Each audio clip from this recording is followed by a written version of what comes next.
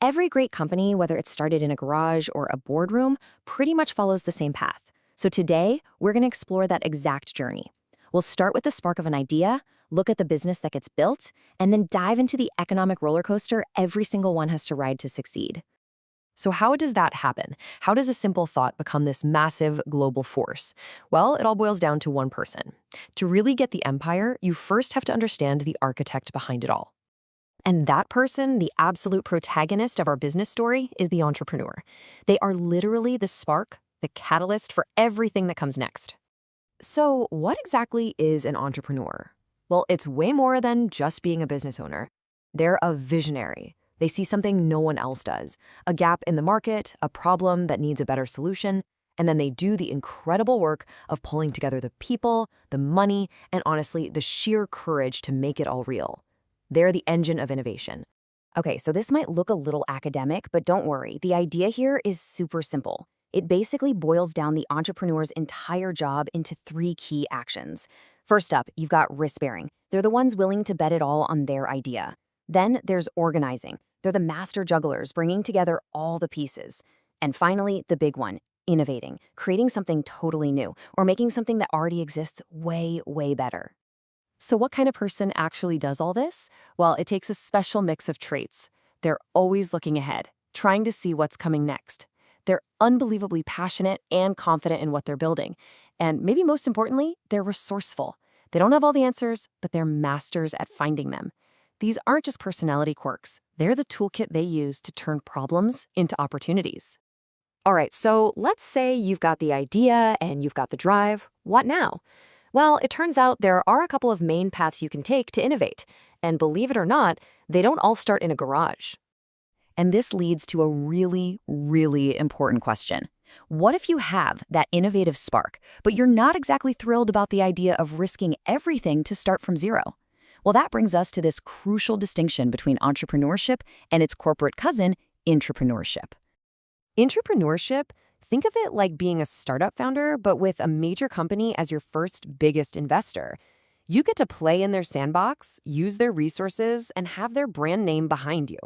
You get to create and build, but you don't have to carry all of that financial risk on your own shoulders. And this Venn diagram, it just lays it all out perfectly. Look, at the center, both the entrepreneur and the intrapreneur are innovators. That's the shared DNA. But on the outside, their worlds are completely different. The entrepreneur has total freedom, but they're starting with nothing.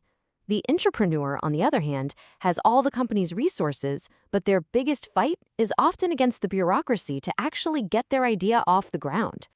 So when you strip it all away, it really comes down to risk versus reward. The entrepreneur, they own the whole thing.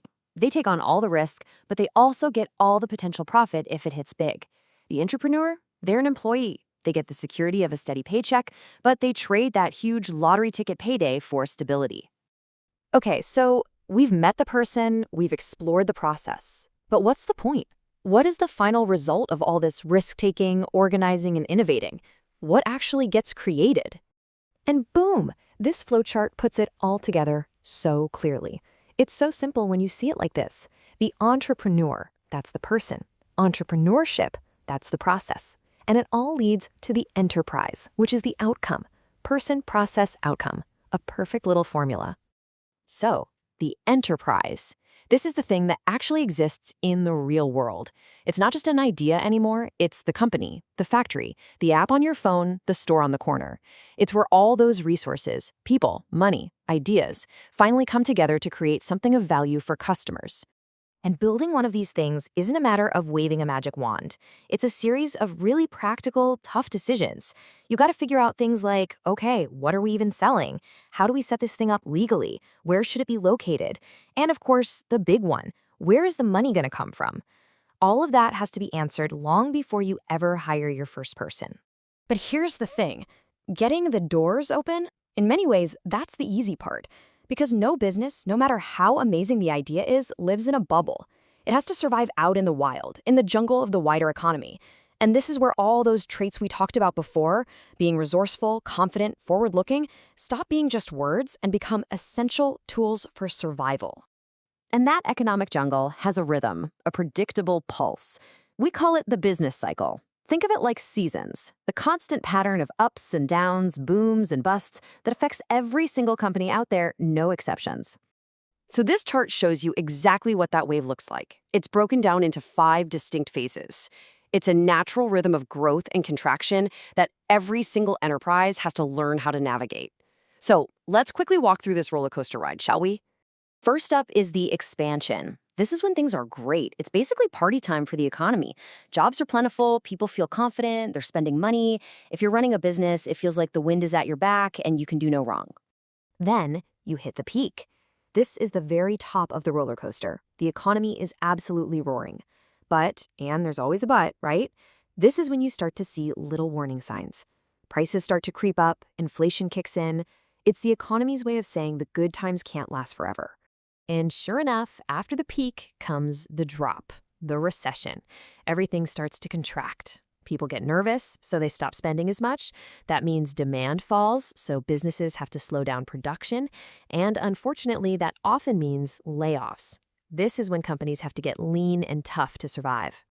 At the very bottom of the ride, you hit the trough. The economy has pretty much ground to a halt. It's the most difficult time, with unemployment high and demand low. A lot of businesses won't make it through this phase. It's bleak for sure, but it's also the turning point. And that brings us to the recovery, the climb back up. After you hit rock bottom, the only way to go is up.